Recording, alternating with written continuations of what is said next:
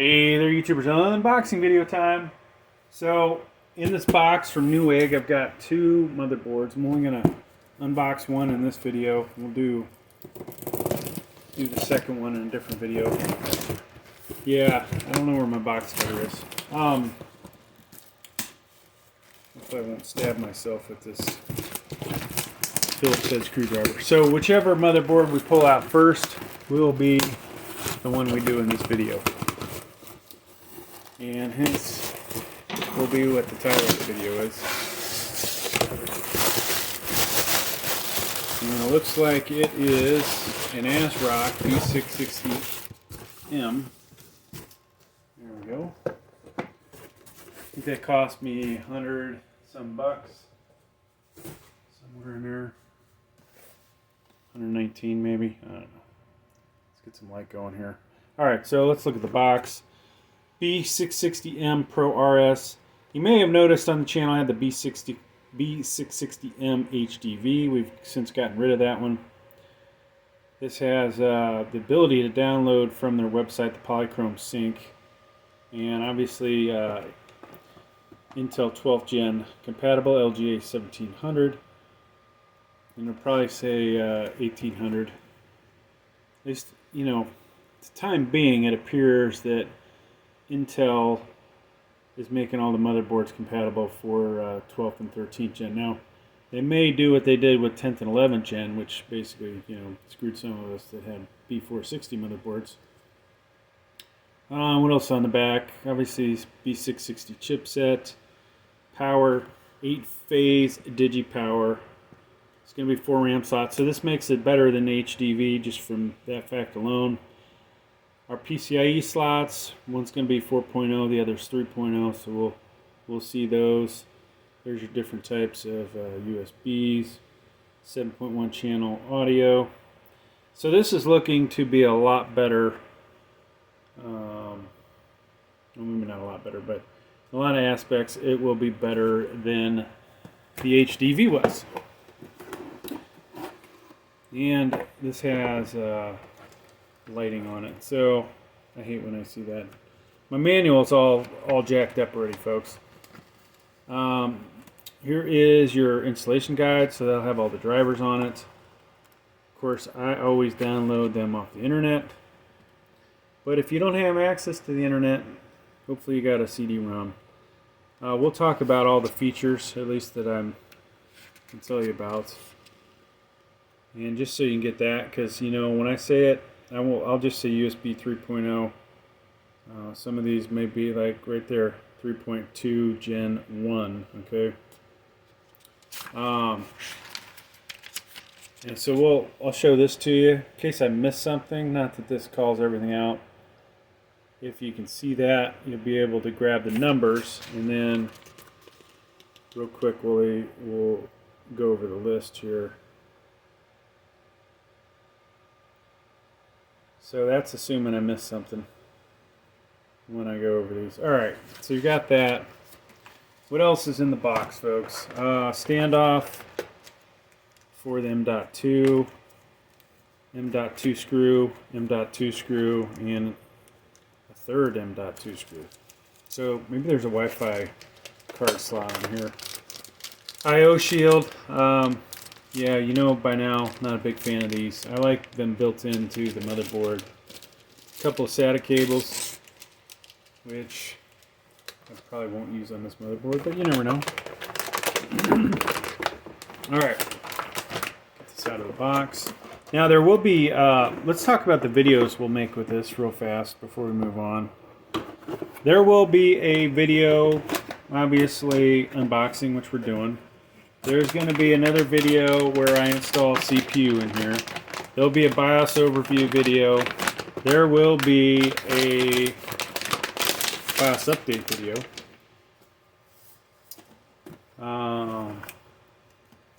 It may be a review, who knows.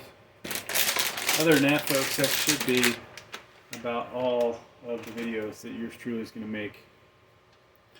So, oh, and there will be a macro view. So I'll put links down hopefully below for those at some point as they're made. And the macro will basically allow you to get up close and personal and see all the features and actually read the print, right? So from here, you know, it's kind of hard to read the print on these things. Now, while I'm thinking about it, I'm going to go ahead and take out one of the M.2's screws, that is, and put it in here so it's ready for later. Now, it's amazing how some of these screws work with these Phillips and the other ones don't. I've got the... Alright, I give up, folks. Let's talk about the features. We'll do that later. Nothing more frustrating than when your magnetized Phillips doesn't work on you for you. Alright, so what do I see from way up here? Here is your HD audio. You have one of the RGBs. It's not addressable because it's not missing a pin. Got some of our comm stuff here. Case fan headers. There's two of those right there next to each other. USB 2.0s, two of those. Okay, so that's some of these motherboards you'll find don't have two of those. And this is good because you need one for your case, and you might need one if you put in a Wi-Fi card. The Wi-Fi card's got to plug into something. Since we're in this area, here's our PCIe 3.0 by 16. This is the Gen 3 one. Here's another PCIe, but this is the 1-inch CMOS battery. It's a CR2032 battery there. If you screw up something in your BIOS, you may be able to fix it by removing the battery, and basically that's going to reset it. If you decide to buy an M.2 Wi-Fi card, that would go there. That's why there was an extra screw in there. And then the Gen 4 PCIe 4.0 by 16 here. Gen 4 M.2 here underneath your heatsink, and I'm going to leave that on there. Another case fan header here. So this is definitely way better than HDV, which was I think about $100. So should have bought this to start with. Now, two SATAs, all right, for connecting hard drives or solid state drives, the 2.5-inch versions. Another two set of SATAs over here. Ultra M.2. So this is your Gen 3, where this was Hyper. Gen 4. Let's rotate. Like I said, just so you can see it, stacked SATAs right there. Type C Charlie, this is going to come from your case. So if you have a case that has a Type C on the front of it, that's good for that.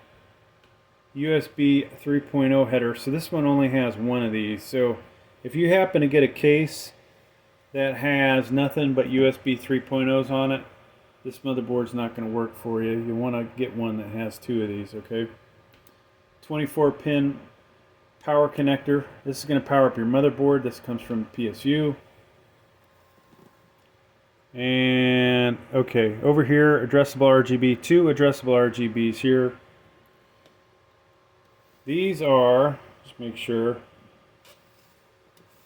these are your CPU fan headers and an optional one. 4 RAM slots, DDR4, and looks like only that side unclicks. And I think you can see from the box that this supports pretty, let's look at the back real quick. That's one thing I didn't mention. It says up to 4800 megahertz overclock, okay? I don't have any RAM that good. Of course, you can look at this. If you only have 2 sticks of RAM, you will stick them in here and here, okay? Obviously, if you have 4, you would fill all these up. Now, of course, if it's your first time building a computer, you're best off putting one stick of RAM in it, put it in this slot, make sure it's clicked in good. Get your computer running, and then stick the other one in. Just a little troubleshooting guide there. So this one's got, you know, some heat sinks where the cheaper HDV did not. So this should perform a little bit better, maybe enabling me to actually set the power limits. Only a 1x8, so if you buy the i7, i9, you might not be able to push them as far as you can, as far as the locked ones go. Definitely if you put an unlocked CPU in here like the i7 12700K, you're not going to get all of it. You're not going to get all of it out of it. Oh gosh, we're tongue twisted today. So yeah, this motherboard is not meant really for unlocked processors. You want a Z690 for that so that you can overclock. You can't overclock on this. And then good chance that the power limits will not allow you to set them to unlimited. Maybe, maybe not. We'll find out when we look at the BIOS. A lot of the cheaper motherboards, that's the case. Okay, so USB 2.0, the old PS2 style display port, excuse me, HDMI display port. These were the USB 3.2s. You got Ethernet. This should be only the 1 gig. Line out, headphone, microphone. And just so you can see what the back looks like, that is the back. So like I said, there will be a macro view of this where we'll get up real close and personal, even closer than this, right? It starts to get blurry and you can't actually read anything. So one thing we didn't call out, folks, front panel connector right here, okay? Somehow missed that. So in here you've got your power switch, power LED, HDD, and the reset switch in there, okay? I don't believe this has one for speaker, for a little beep. But there you go, folks. That is the motherboard, the AsRock B660m Pro RS. We've had quite a few AsRocks on here, and this honestly looks like one of the better ones. My AsRock Z690 Pro RS is definitely better, but you know, if we can just take a look at the two. Of course, that one, if I can detach this. Let me take this over there so you can see. They are somewhat similar.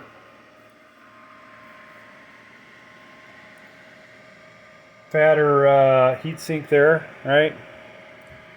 This guy, fatter one over there, as you can expect. This is going to have more PCIe slots. Has the same amount of RAM slots. A lot of similarities, basically.